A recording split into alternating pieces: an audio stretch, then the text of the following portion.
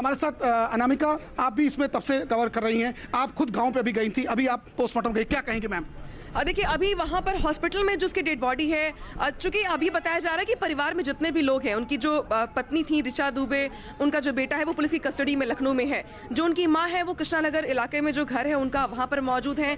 वहाँ जो local police है पहुंची हुई है, क्योंकि ये बताया जा रहा है कि जो डेड बॉडी जिसको सुपुर्द की जाएगी, जिसको दी जाएगी, उसको तलाशा जा रहा है। और जो उसकी माँ है वो लोकल में रहती हैं, तो अभी जो प्रोसेस है, लीगल प्रोसेस है पोस्टमार्टम का और बाकी चीज़ों का, उसके बाद से ये डिसाइड होगा कि जो उनकी माँ है वो शव को लेने की स्थिति में है, अगर स्थिति में है, लेना चाहती हैं या कानपुर आना चाहती हैं हैलेट हॉस्पिटल में, तो वो आ सकती हैं। वरना जो उनकी पत्नी और बेटा कस्टडी में है, उनकी पत्नी से बातचीत की जाएगी, उसके बाद से जो डेड बॉडी होगी पोस्टमार्टम के और पूरे लीगल प्रोसेस के बाद से उनकी पत्नी को सुपुर्द किया जाएगा। तो फिलहाल अभी जो लीगलिटीज है उसमें काम चल रहा है। कृष्णानगर इलाके में जो घर है विकास दुबे का, जहाँ पे उनकी माँ मौजूद है, वहाँ पर लोकल पुलिस पहुंची हुई है। उनको जानकारी दी गई है कि किस तरीके से विकास दुबे को लाया जा रहा था रास्ते में और किस तरीके से पूरी की पूरी घटनाक्रम रहा है मिनट टू मिनट का। उनकी मां को पूरी जानकारी दी जा रही है। उनकी पत्नी जो पहले से ही पुलिस कस्टडी में है, उनको भी इंफॉर्मेशन दी गई है, पूरे घटनाक्रम की जानकारी दी गई है।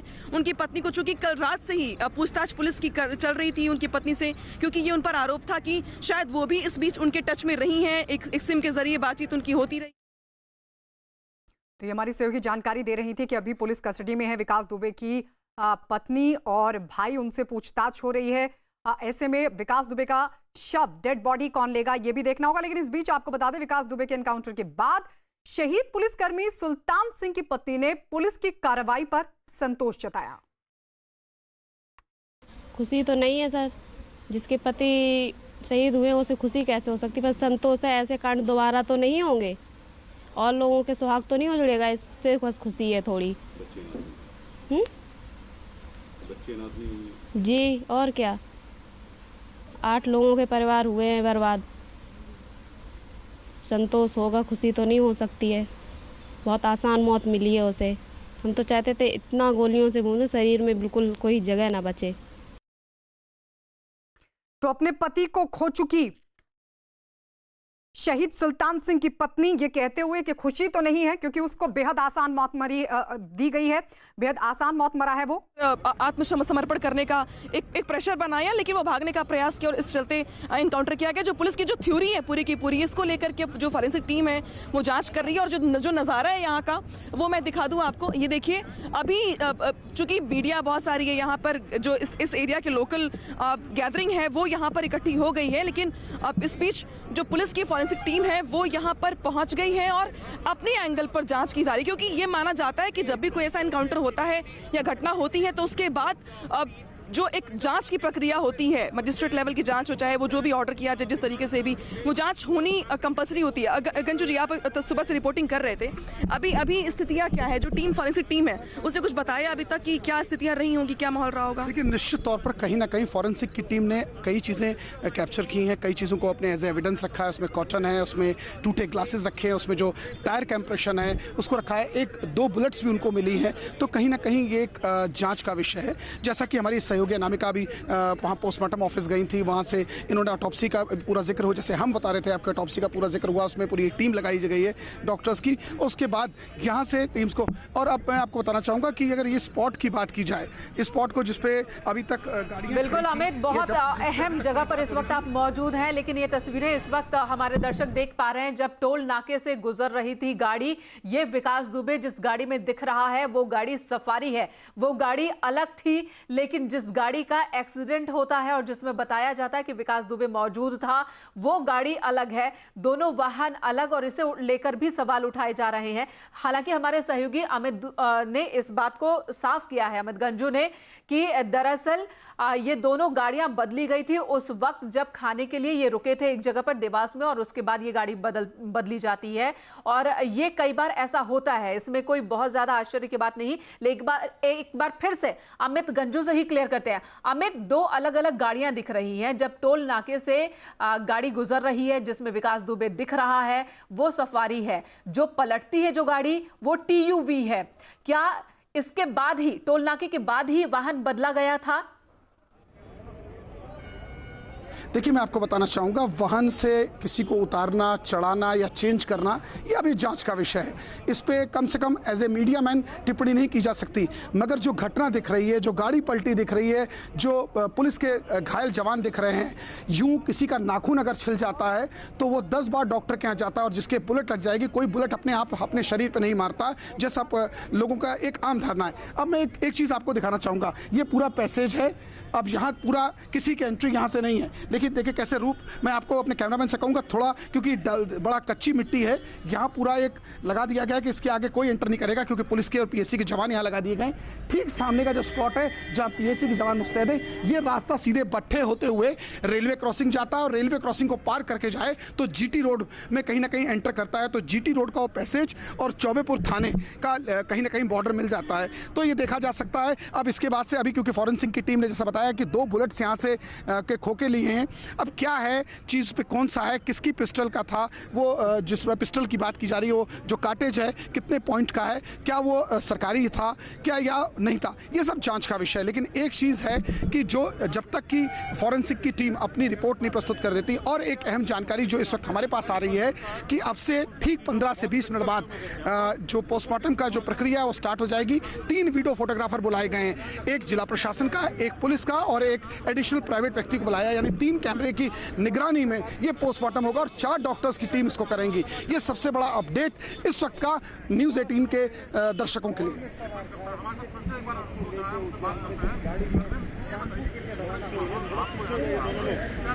की गई थी कल जब विकास दुबे और उसकी पत्नी के बीच आमना सामना करवाया गया था वीडियो कॉन्फ्रेंसिंग के जरिए, जब एडीजी लॉ एंड ऑर्डर भी मौजूद थे उस कॉन्फ्रेंसिंग में, तो क्या बात हुई थी, किन सवालों के जवाब उससे लिए गए थे, क्या तस्दीकें की गई थी, और इस बारे में कुछ इंफॉर्मेशन आ पाई है क्या?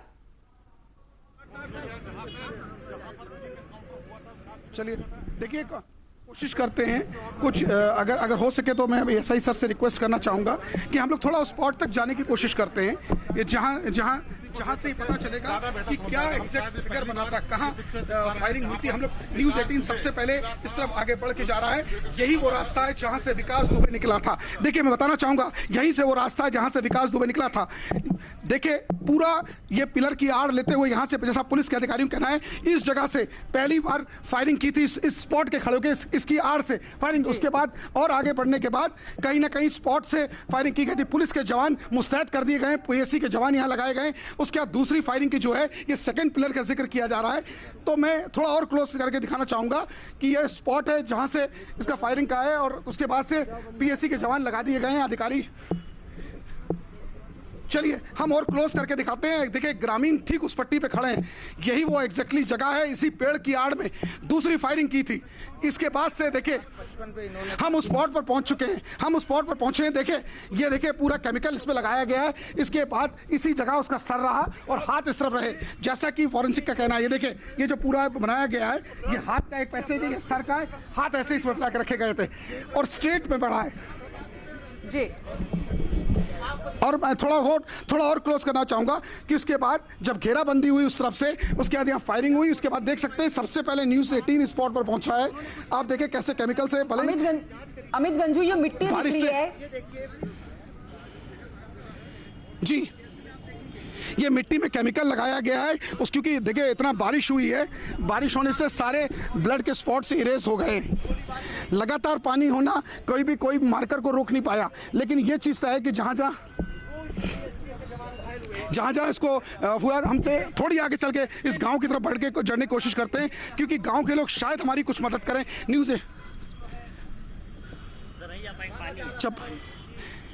देखिए, अब पता नहीं ये चप्पल किसकी है, ये तो कंफर्म अभी नहीं है।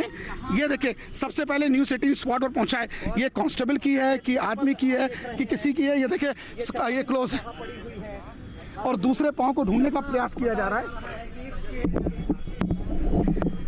चलिए देखिए, कहीं ना कहीं जैसे से ये जांच का बिंदु है, लेकिन इस जगह उसे गोली मारी गई थी और जब एनकाउंटर हुआ इस जगह एक्सचेंज ऑफ फायरिंग, और इस जगह लास्ट उसको बुलेट स्ट्रक किया, जिसके बाद सबसे पहले न्यूज़ 18 पहुंचा। उसके बाद सब यहाँ है।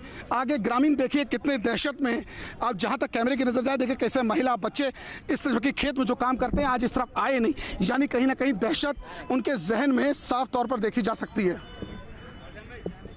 जी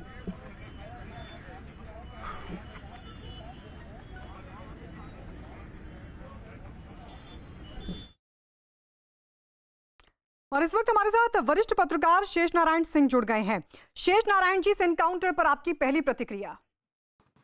देखिए, ये एनकाउंटर यहाँ पे बहुत सवाल कर रहे हैं। इसमें जो लोग ग्राउंड पे जो पुलिस जिंदाबाद बोल रहे हैं वो भी लोग हैं, भारत के नागरिक हैं, तो उनके सेंटिमेंट्स को भी जरा ध्यान रखना चाहिए। हम 1 मिनट लेकर मान भी लेंगे एनकाउंटर फर्जी है, तो इस आदमी को, उत्तर प्रदेश का मैं रहने वाला हूँ और मैंने देखा है वहाँ किस तरह से अब ये पिछले 30 साल से इस तरह ये शुरू हुआ है। 1990 में पहला क्राइम इसने किया था और उसके बाद जो क्राइम करता गया है, तो अगर उसमें लीगल प्रोसेस का थोड़ा सा गड़बड़ भी हुआ है, जिसने लोगों को कत्ल किया है, तो इसको फांसी तो होनी ही थी। तो मेरे समझ में नहीं आ रहा। मैं ऑनेस्टली मुझे लगता है कि अगर कोई टेक्निकल गलती है कि उस पर सवाल उठाया जाए और पुलिस को डिफेंसिव पे लाया जाए, तो आज की तारीख में उत्तर प्रदेश में जितने गुंडे हैं, जितने बदमाश हैं, और उस गांव के, उस इलाके के लोगों के सेंटिमेंट्स को देखिए, जिस तरह से उन पर आतंक फैला हुआ है। तो पुलिस जिंदाबाद, can you believe it, police जिंदाबाद बोल रहे हैं। तो मुझे लगता है कि ये जो कुछ भी हुआ है, ये इसमें कोई गड़बड़ नहीं है, ये ठीक है। और वो जाहिर है कि उसने बदमाशी की होगी और वहां सरेंडर करके, और जब ये इसने देखा होगा अपना एरिया आ गया है अपना, वहां पर इसके लोग, हो सकता है इसके लोग भी रहेंगे, तो जांच में सब पता आएगा और उनसे अगर ये मिल जाता तो फिर गायब हो जाता और फिर अपना आतंक राज कायम कर लेता। तो इसलिए वो तमाम चीजें ये पुलिस डाल थी, तो पात था, आपने नोटिस कर लिया। तो इतने दुर्दांत आतंकी को जाहिर है कि अगर फांसी तो उसको होनी ही थी। जितने लोगों को मारा था, शुक्ला को मारा था, तमाम लोगों को मारा था, 8 पुलिस वालों को मारा था। तो दूसरी बात, पुलिस का इकबाल के लिए बहुत जरूरी है कि क्रिमिनल्स को ये डिटरेंट रहे, ये दहशत रहे कि भाई अगर बदमाशी करोगे तो पुलिस मार भी सकती है। वरना आज की स्थिति में वो बताओ, पुलिस वाला जो वहाँ थानेदार था, क्या नाम, तिवारी, वो इसके यहाँ दरबार करता था, उसका मुखबिरी करता था, उसका खबरी बना हुआ था। तो ये पुलिस की जो व्यवस्था सर्वनाश के मुकाम पे पहुंच गई है पुलिस लीडरशिप की वजह से, उसको भी संभालना पड़ेगा, और वो अगर नहीं संभलता है तो बहुत बुरा। और जो लोग सवाल उठा रहे हैं,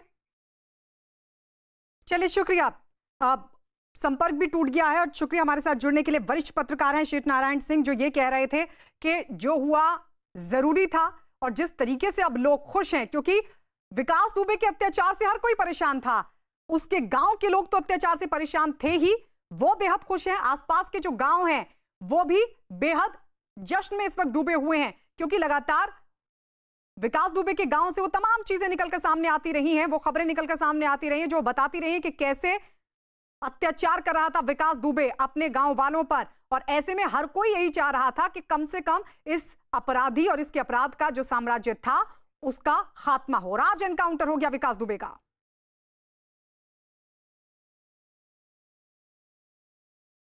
राजीव हमारे सहयोगी लगातार पोस्टमार्टम हाउस के बाहर से बने हुए। राजीव, अब कोई अपडेट, क्योंकि अब ये कहा जा रहा था कि अब किसी भी वक्त विकास दुबे की डेड बॉडी को यहां पर लाया जा सकता है।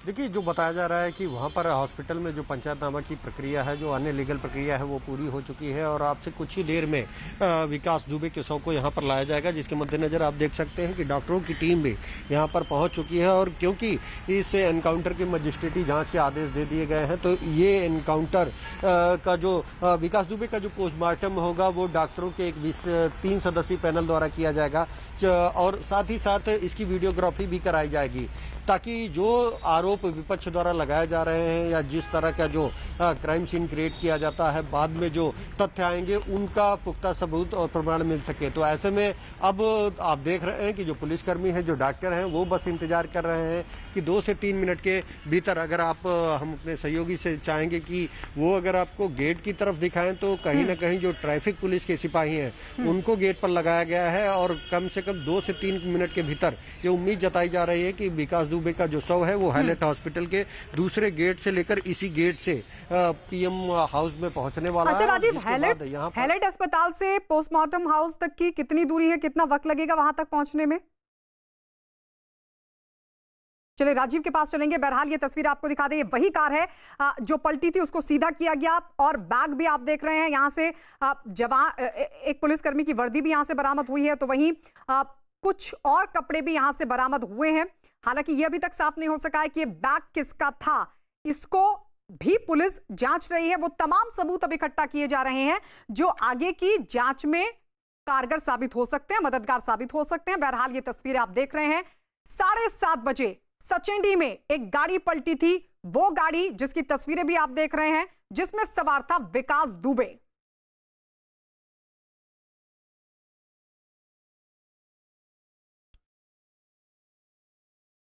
और आइए इस सबके बीच सियासत जिस तरीके से हो रही है, उस सबके बीच दिग्विजय सिंह क्या कह रहे हैं, सुनवाते हैं आपको। मुझे तो एक आशंका इसकी पहले से ही थी, क्योंकि इसके पास जो राज थे, कौन कौन राजनीतिक हस्तियां इससे जुड़ी हुई थी, कौन कौन पुलिस के बड़े अधिकारी, कर्मचारी, पुलिसकर्मी इससे मिले हुए थे, शासकीय अधिकारी कौन मिले हुए थे, इन सब चीज़ों का खुलासा होता। खैर, ऐसे अपराधी का हर्ष तो होना था। यही तो मध्य प्रदेश के पूर्व मुख्यमंत्री दिग्विजय सिंह और कांग्रेस के वरिष्ठ नेता जिनको आप सुन रहे थे, वो ये कह रहे थे कि विकास दुबे का मारा जाना उन तमाम राज पर पर्दा डल चुका है जो उसकी पूछताछ के बाद सामने आ सकता था। दरअसल एनकाउंटर को सवाल उठा रही है कांग्रेस। एनकाउंटर को लेकर सवाल उठाते दिग्विजय सिंह ने कहा कि कई पुलिसकर्मी, कौन कौन से अधिकारी जुड़े हुए थे उसके साथ, उसको किन किन का संरक्षण मिला था, कौन वो सफेद पोश लोग थे, उन सब का पर्दाफाश हो सकता था, लेकिन उससे पहले ही विकास दुबे का एनकाउंटर कर दिया गया। आपको बता दें कांग्रेस सीबीआई जांच की मांग कर रही है। तो विकास दुबे एनकाउंटर में मारा गया है और तस्वीरें हम घटनास्थल की लगातार आपको दिखा रहे हैं, क्योंकि यहां पर भी पुलिस की एक टीम पहुंची हुई है जो जांच पड़ताल कर रही है। तो जहां एक तरफ कांग्रेस सवाल उठा रही है, दिग्विजय सिंह ने सवाल उठाया, तो इस बीच उत्तर प्रदेश की पूर्व मुख्यमंत्री मायावती क्या कह रही हैं वो भी आपको बता दें। मायावती ने विकास दुबे एनकाउंटर मामले में सवाल उठा दिया है और इस मामले की सुप्रीम कोर्ट की निगरानी में निष्पक्ष जांच की मांग उठाई है। मायावती ने एक ट्वीट किया और ट्वीट में उन्होंने लिखा, कानपुर पुलिस हत्याकांड की और साथ ही इसके मुख्य आरोपी दुर्दांत विकास दुबे को मध्य प्रदेश से कानपुर लाते समय आज पुलिस की गाड़ी के पलटने व उसके भागने पर यूपी पुलिस द्वारा उसे मार गिराए जाने आदि के समस्त मामलों की माननीय सुप्रीम कोर्ट की निगरानी में निष्पक्ष जांच होनी चाहिए। ये उच्च स्तरीय जांच इसलिए भी जरूरी है ताकि कानपुर नरसंहार में शहीद हुए 8 पुलिसकर्मियों के परिवार को सही इंसाफ मिल सके। साथ ही पुलिस और आपराधिक राजनीतिक तत्वों के गठजोड़ की भी सही शिनाख्त करके उन्हें भी सख्त सजा दिलाई जा सके। आगे वो लिखती हैं, ऐसे कदमों से ही यूपी अपराध मुक्त हो सकता है। तो ये उत्तर प्रदेश की पूर्व मुख्यमंत्री मायावती का ट्वीट।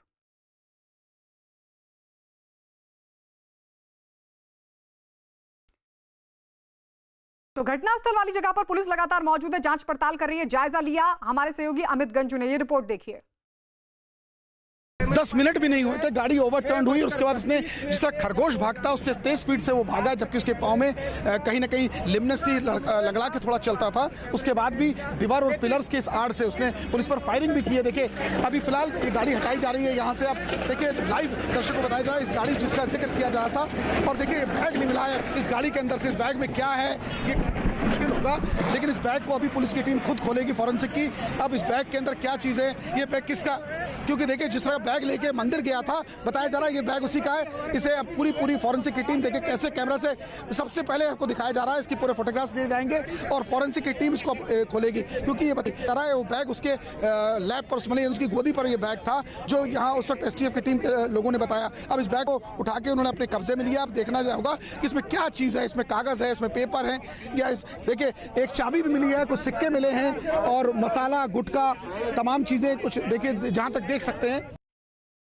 गाड़ी के अंदर जैसे शीशा टूटा जो एक फ्रंट का पैसा, अभी गाड़ी सीधी होगी तो शायद और अच्छे से दृश्य हम लोगों को दिखा सकते हैं। तो देखिए मैं आपको दिखाना चाहूंगा कि कैसे चीजें टूटी हैं। ये देखिए अंदर कांच तक इसकी गाड़ी का टूट के पूरा साइड मिरर गिरा हुआ है। अंदर पुलिस की एक डंडा भी पड़ा हुआ है। देखिए अगर मैं थोड़ा क्लोज करके जाना चाहूंगा, पुलिस की एक डंडा भी इसमें पड़ा हुआ है। और उसके अलावा अगर इसमें कुछ देखने को मिल जाए, शायद नहीं, हाँ कुछ शूज पड़े हुए हैं, किसी पुलिस कर्मी के शूज पड़े। गाड़ी स्ट्रेट हो जाए तो और दर्शकों को अच्छे से दिख जाएगा।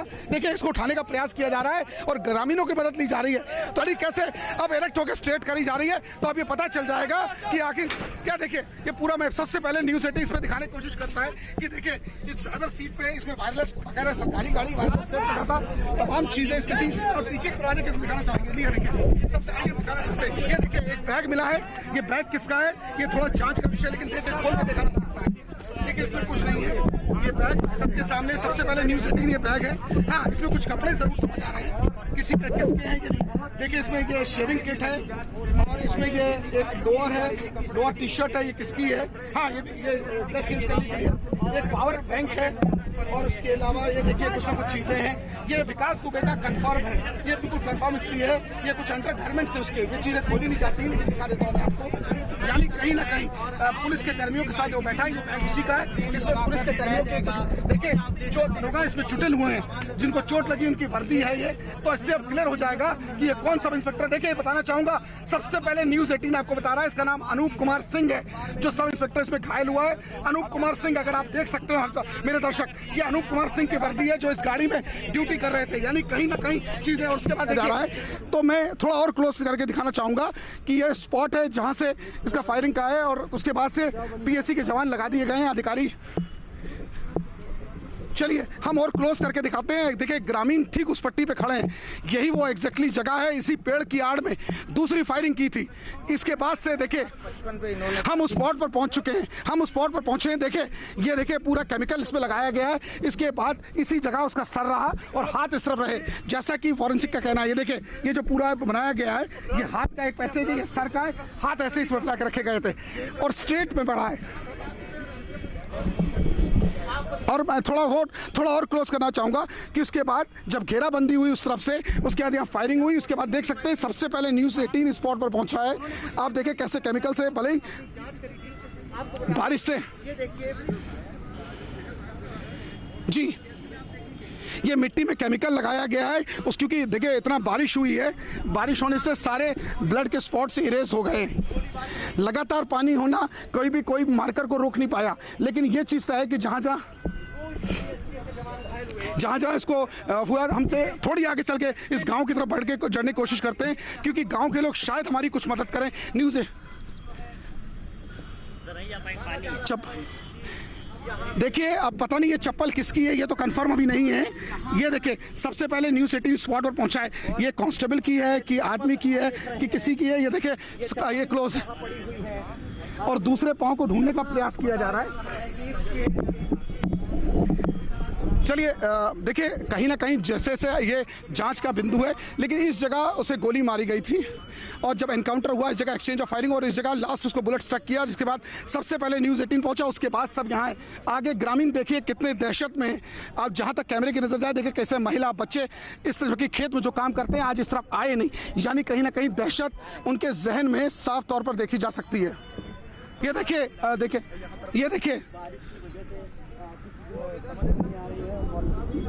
ये देखिए एक चप्पल और दिख गई है, ये देखिए, इसका मतलब ये किसी ना किसी व्यक्ति की रही, अभी कंफर्म नहीं है कि ये चप्पल किसकी है क्या है। ये दोनों स्लीपर्स यहाँ दिख गए।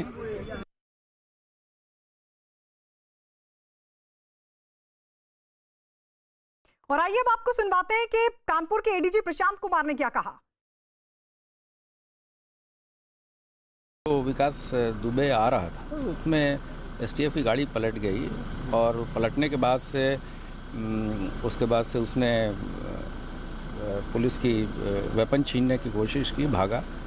उस दौरान पुलिस ने भी रिटेलिएटरी फायर किया है और उसमें घायल हुआ, जो बाद में हॉस्पिटल में ले जाया गया और वहाँ उसको डेड घोषित किया गया है। इसके बारे में ऑफिशियल वर्जन जब आएगा तो मुख्यालय के द्वारा रिलीज़ किया जाएगा। सर बयान में क्या कबूला था, अभी तक कुछ बातें निकल के? अभी एक वही चीज़ है, अभी तो रास्ते में आ ही रहा था, अभी यहाँ पूछताछ कहाँ हुई थी, पूछताछ के बाद अभी इसके बारे में ऑफिशियल बयान जारी किया जाएगा। एक्सीडेंट में क्या लापरवाही रही, क्या इन चीज़ों को भी देखा जाए? ये अभी जब ऑफिशियल वर्जन जारी किया जाएगा उसमें सभी चीज़ें रहेंगी। सर जिन पुलिसकर्मियों को गिरफ्तार किया गया है, क्या उन पर भी कार्रवाई की जाएगी, कुछ बातें निकल के आई हैं? अभी ये तो विवेचना का प्रश्न है, इसको देखा जाएगा, विवेचना में जो तथ्य आएंगे वो देखेंगे। ठीक, तो पुलिस प्रेस कॉन्फ्रेंस करेगी, जानकारी देगी। राजीव हमारे सहयोगी लगातार बने हुए हैं। राजीव वहां से अपडेट तो दीजिए, और साथ ही आप जिस तरीके से कानपुर के एडीजी प्रशांत कुमार कह रहे हैं कि प्रेस कॉन्फ्रेंस होगी, प्रेस कॉन्फ्रेंस कब होगी, क्या अब कुछ जानकारी मिल पाई है? देखिए, इस पूरे मामले को लेकर मुख्यमंत्री योगी आदित्यनाथ को गृह विभाग ने सूचना दी है और साथ ही डीजीपी भी इस पूरे घटनाक्रम के बारे में किस तरह से विकास दुबे ने फायरिंग की और किस तरह वो क्रॉस फायरिंग में मारा गया इसकी जानकारी दी है। और अब उम्मीद जताई जा रही है कि कुछ देर बाद खुद उत्तर प्रदेश के डीजीपी एससी अवस्थी इस पूरे मामले को लेकर एक प्रेस कॉन्फ्रेंस कर सकते हैं और उसमें तमाम सवालों को कि आखिर उसको किन परिस्थितियों में रास्ते में दूसरी गाड़ी में बिठाया गया और फिर आने के बाद किन कारणों से गाड़ी जो है वो पलटी, क्या तेज रफ्तार उसका कारण था या उसके बाद किस तरह विकास दुबे ने पिस्टल छीनने की कोशिश की और जिसकी क्रॉस फायरिंग में विकास दुबे मारा गया। तो ये जो तमाम सवाल है जिनको लेकर अभी भी लोग जवाब जानना चाहते हैं, चाहे विपक्ष हो वो इनको लेकर सवाल उठा रहा है। तो इनको लेकर ये उम्मीद जताई जा रही है कि प्रेस कॉन्फ्रेंस जो डीजीपी की होगी उसके बाद क्लियर हो जाएगा। अभी आप देख रहे थे कि एडीजी प्रशांत कुमार वो बता रहे थे, वो पूरे घटनाक्रम की जानकारी दे रहे थे कि जो ऑफिशियल वर्जन है वो अब से कुछ देर बाद जारी किया जाएगा। उम्मीद है कि जब एससी अवस्थी जो डीजीपी हैं वो करेंगे तो तमाम जो सवाल हैं जिनका जवाब अब तक नहीं मिला है वो मिल जाएगा। लेकिन फिलहाल अगर बात करें तो इस वक्त मैं पोस्टमार्टम हाउस पर खड़ा हूं जहां पर इस वक्त विकास दुबे की डेड बॉडी का इंतजार किया जा रहा है और दूसरी ओर ये उम्मीद जताई जा रही है कि क्योंकि हैलेट हॉस्पिटल के परिसर में ही ये पोस्टमार्टम हाउस है तो आप देख सकते हैं जो पुलिस और ट्रैफिक के अधिकारी हैं वो इस वक्त रोड पर खड़े हो गए हैं। तो उम्मीद जताई जा रही है कि अब से कुछ ही देर बाद विकास दुबे की डेड बॉडी यहां पर पहुंचेगी और फिर पोस्टमार्टम करने के बाद उनके परिजनों को सुपुर्द की जाएगी। तो ऐसे में देखना ये होगा कि ये जो डेड बॉडी है वो कौन लेगा, क्योंकि विकास दुबे की मां ठीक है राजीव, यानी वहां से पोस्टमार्टम हाउस तक पहुंचने में उसकी डेड बॉडी को कुछ ही मिनट का वक्त लगेगा, लेकिन ये कब लाई जाएगी उस पर लगातार आप वहां पर अपडेट देती रहिएगा राजीव।